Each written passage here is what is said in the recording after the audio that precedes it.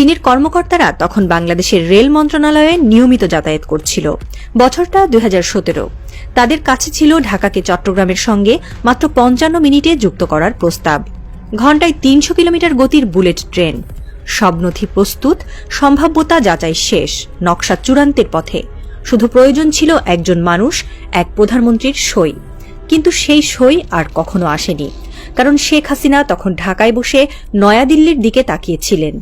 একটি ফাইল তোলা হচ্ছিল যতবার, ততবারই নাকি ফোন আসত, ওটা একটু চেপে রাখো, চীনের সঙ্গে বেশি কাছাকাছি যাব না, মোদির অসুবিধা হবে। তখন তিনি আর শুধু প্রধানমন্ত্রী নন, হয়ে গিয়েছিলেন এক বর্ডার পার ম্যানেজার, যার দায়িত্ব শুধু নিজের নয়, প্রতিবেশী দেশের স্বার্থ রক্ষা করা।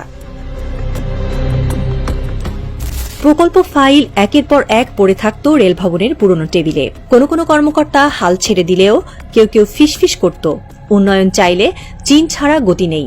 কিন্তু শেখ হাসিনা জানতেন চীন মানেই ভারত রুষ্ট, আর মোদি তার সেই পরম বন্ধু, যে সরে গেলে হাসিনার সব দরজা বন্ধ। তাই তিনি উন্নয়নকে আটকে দিলেন, বাংলাদেশের ভবিষ্যৎকে ঠেলে দিলেন এক অদৃশ্য কারাগারে। হাসিনা হয়তো বুঝে গিয়েছিলেন বাংলাদেশ এগিয়ে গেলে ভারত খুশি হবে না, আর ভারত খুশি না হলে তার সিংহাসন টিকবে না।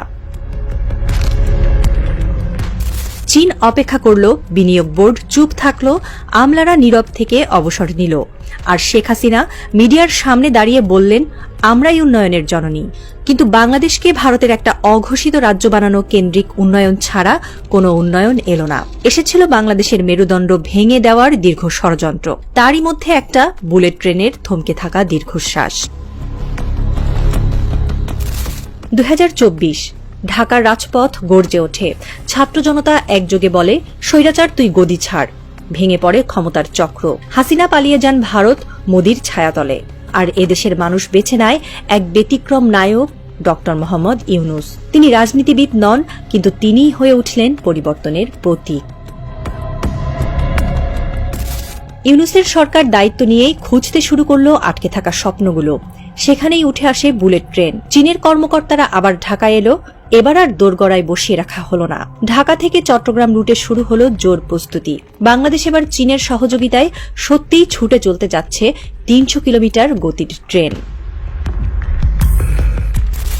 এই ট্রেন এক যাতায়াতের সময়ই কমাবে না, পাল্টে দেবে দেশের অর্থনীতি, জনসংযোগ, কর্মসংস্থান আর যোগাযোগ ব্যবস্থার ভবিষ্যৎ। ঢাকা থেকে চট্টগ্রাম মাত্র 55 মিনিটে। আগে 6 ঘন্টার দীর্ঘ ভ্রমণ, এখন 1 কাপ কফি আর পডকাস্ট শোনার সময়। দৈনিক প্রায় 500 জন যাত্রী পরিবহন করবে প্রতিটি ট্রেন উচ্চ বেগে। ঘণ্টায় 300 কিলোমিটার গতি বাংলাদেশের রেল ইতিহাসে প্রথমবার। 6টি প্রধান স্টেশন: ঢাকা, নারায়ণগঞ্জ, কুমিল্লা, ফেনী, পাহাড়তলী ও চট্টগ্রাম। নতুন শিল্প এলাকা গড়ে উঠবে স্টেশন কেন্দ্রিক অঞ্চলগুলোতে, যেমন নারায়ণগঞ্জ বা কুমিল্লা। কর্মসংস্থান বাড়বে হাজার হাজার মানুষের। রেললাইন নির্মাণ থেকে শুরু করে station support, technical team, security, customer service সবকিছুতেই। ব্যবসায়িক গতি বৃদ্ধি পাবে বহু গুণে। ঢাকার ব্যবসায়ী সকালে চট্টগ্রামে গিয়ে সন্ধ্যায় ফিরে আসবেন। আমদানি রপ্তানির সময় কমবে, পণ্য পরিবহন হবে বেশি নির্ভরযোগ্য।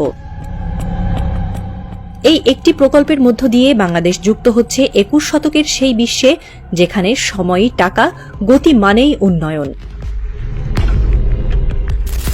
কলকাতার এক পুরনো বাড়ি, দক্ষিণের গলিতে। জানালার ফাঁক দিয়ে আসে কুয়াশা, রোদ আসে না। একটি চেয়ারে বসে আছেন এক নারী, এক সময়ের প্রধানমন্ত্রী শেখ হাসিনা। তার হাতে পুরনো কাগজের কাটা ছবি, একটাই চীন আর বাংলাদেশের পতাকা, আরেকটাই ডক্টর ইউনূস হাসছেন কোন রেল স্টেশনের উদ্বোধনী অনুষ্ঠানে। তিনি ফোঁস করে ওঠেন, ওর কপালটাই ভালো, আমি থাকলে কিছুই করতে পারত না। একসময় হুমকি দেন, আমি ফিরে আসব, কেউ আটকাতে পারবে না। তবে কণ্ঠে আগের সেই দৃঢ়তা নেই। ভেতরটা ঈর্ষায়, হতাশায় আর পরাজয়ের বিষে ধীরে ধীরে ভেঙে পড়ছে। তিনি জানেন বাংলাদেশকে আর থামানো যাবে না। এই ট্রেন একবার থামিয়েছিলেন, দ্বিতীয়বার এই সুযোগ আর কখনো দেবে না বাংলাদেশের মানুষ। যে দল বা শক্তি হাসিনাকে বাংলাদেশের রাজনীতিতে ফেরত আনার চেষ্টা করবে, তাদের পিষে ফেলবে আরও একটা 5ই আগস্ট, বিপ্লবের বুলেট ট্রেন। বাংলাদেশের নতুন স্টেশনে দাঁড়িয়ে হাজারো মানুষ তাকিয়ে থাকে ধাতব সেই দৈত্যের দিকে। ট্রেন ছুটে চলে 300 কিলোমিটার গতিতে। এক কিশোর ছেলেমেয়ে চিৎকার করে বলে, এটা আগে হয় নাই কেন?